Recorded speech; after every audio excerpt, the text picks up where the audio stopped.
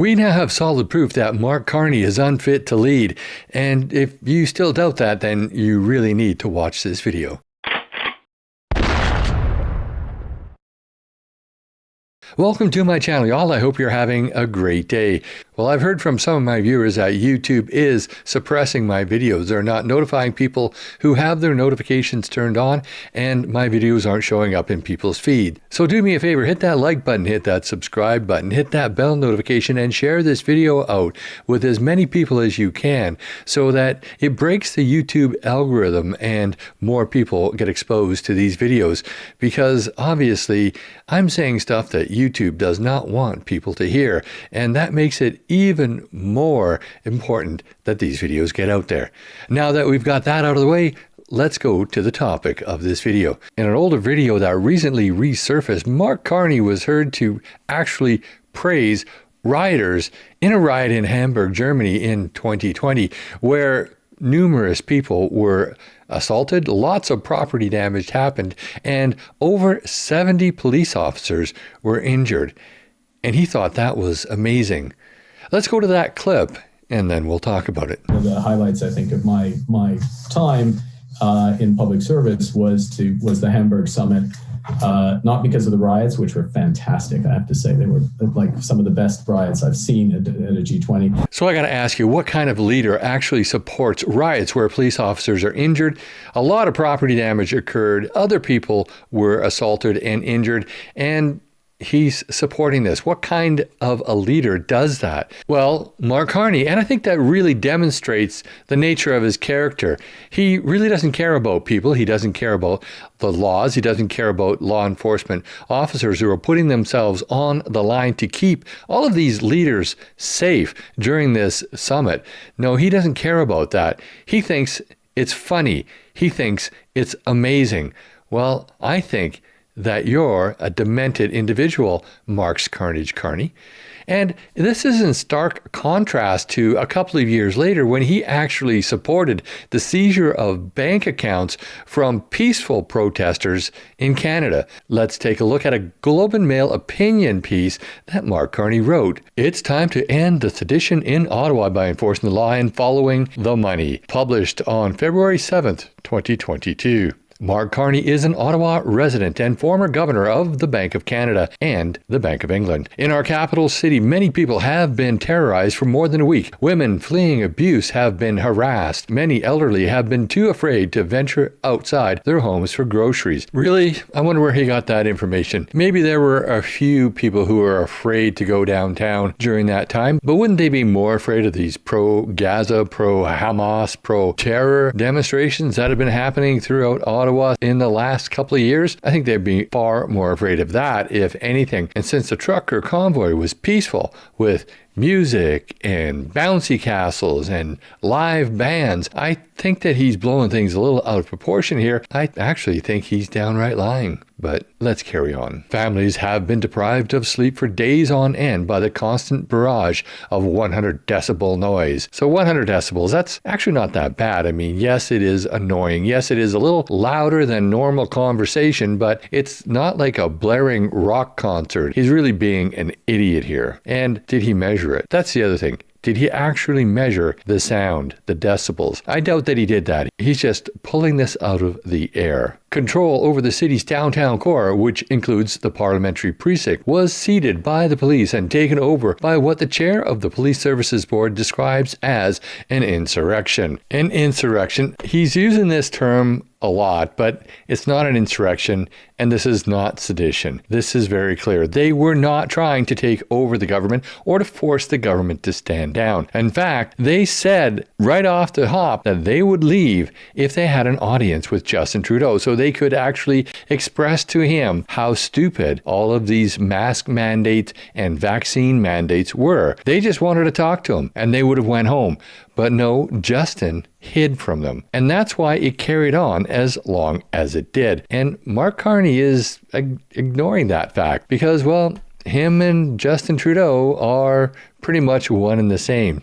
Justin did everything Mark Carney wanted him to do. Canadians can be forgiven if they thought this would never happen in Ottawa. The goals of the leadership of the so-called Freedom Convoy were clear from the start: to remove from power the government that Canadians elected less than 6 months ago. Their blatant treachery was dismissed as comic, which meant that many didn't take them as seriously as they should have. Certainly not our public safety authorities, whose negotiations facilitated the convoy's entry into the heart of our capital and have watched as its dangerous infrastructure has been steadily reinforced, a policy of engagement that has amounted to a reality of appeasement. Dangerous infrastructure. Well, what is he talking about there? Is he talking about the bouncy castles?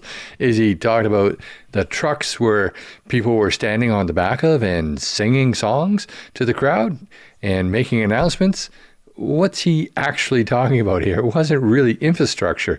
It was a temporary infrastructure at best.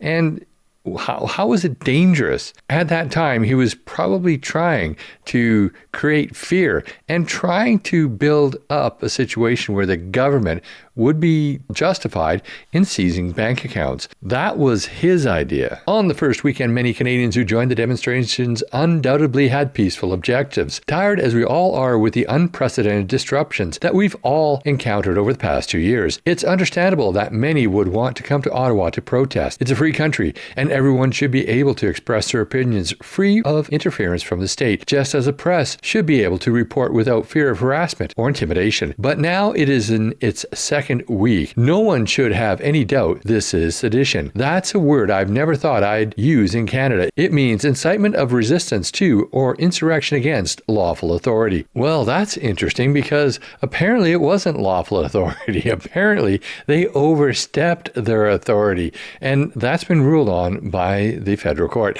So, Mark, you're kind of off base here.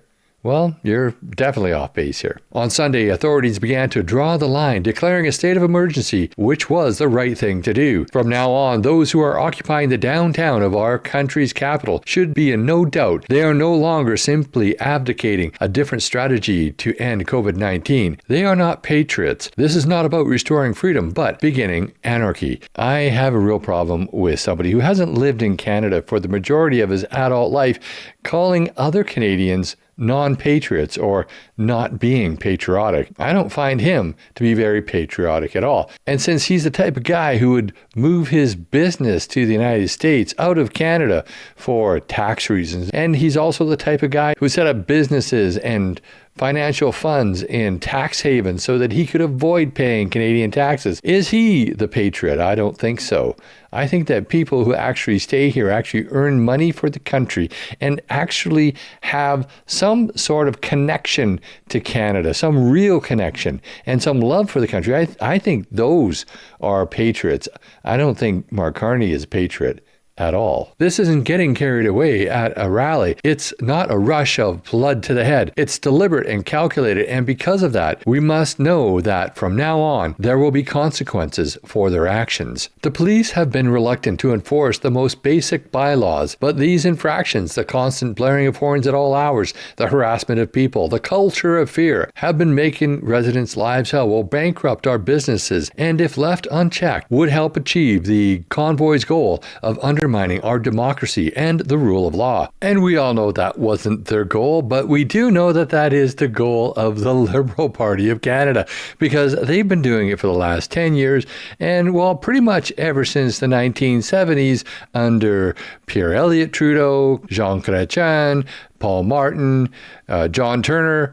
Yeah, all of these guys have been undermining democracy and the rule of law. They've just totally ignored rule of law when it came to them and when it came to their party. Those who are still helping to extend this occupation must be identified and punished to the full force of the law. Drawing the line means choking off the money that financed this occupation. Again, many Canadians who are amongst the initial donors are likely well-meaning. Perhaps they are unaware of the convoy's stated objectives, or like many in positions of authority in Ottawa, they didn't take them seriously. Perhaps all they wanted was a new COVID-19 policy with fewer restrictions. But by now, anyone sending money to the convoy should be in no doubt you are funding sedition, because bouncy castles and loud music are sedition in Canada, according to Mark Carney.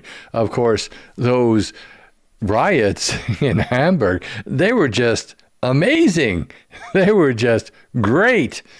But here, bouncy castles and loud music, that's sedition. Foreign funders of this insurrection interfered in our domestic affairs from the start. Canadian authorities should take every step within the law to identify and thoroughly punish them. The involvement of foreign governments and any officials connected to them should be identified, exposed, and addressed. I know from experience that crises don't end by themselves. You can't spin your way out of failure. You must recognize the scale of the challenge, devise a clear plan, and then implement it methodically and deliberately. Your determination to do so can never be in doubt. Then and only then can order be restored. And in this case, that means enforcing the law and following the money. Individuals must be held responsible for their lawlessness, and those who finance their actions must be dissuaded from ever doing so again. I totally agree. Individuals must be held accountable for their lawlessness. So let's just go ahead and lock up the entire Liberal Party. Our Constitution is based on peace, order, and good government. We must live up to this founding principle in order to protect our freedoms. Peace, order, and good government. That's what he thinks our Constitution is all about. But it should be about life, liberty, and the pursuit of happiness. But in our case, it's life, liberty, and the security of the person. Because you can't be happy in Canada. Pursuing happiness, that's just wrong. So bottom line here, ladies and gentlemen, Mark Carney thinks it's perfectly fine to have riots in Hamburg. He thinks that they were amazing. He thinks that they were fun and somehow were awesome. But you can't have a peaceful protest in Ottawa simply to have an audience with the Prime Minister to tell him to his face that his policies are wrong. No, you can't do that because we're all about good government in Canada.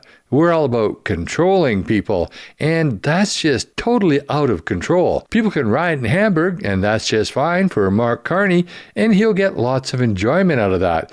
But don't stand up for your rights in Canada, and don't do so peacefully. That's wrong. But that's just my opinion. I'd love to know what you think. Put your comments down below. And while you're at it, please like this video, share with your friends and on social media. And if you haven't already, please subscribe to this channel and hit that bell notification so you never miss another video. Also, please join me on Thursday evenings at 6 p.m. Pacific time for my live stream on both YouTube and Rumble, where you're invited to join in on the conversation. Finally, I teach the Canadian Firearms Safety course, and this is a required course if you wish to get your Canadian firearms license. So if you reside on Vancouver Island and you want to take a course from me, there are links in the show notes of this video to my website where you can sign up for one. And I am looking for students for a May class, so check it out. Thanks for watching, and I'll see you in the next video.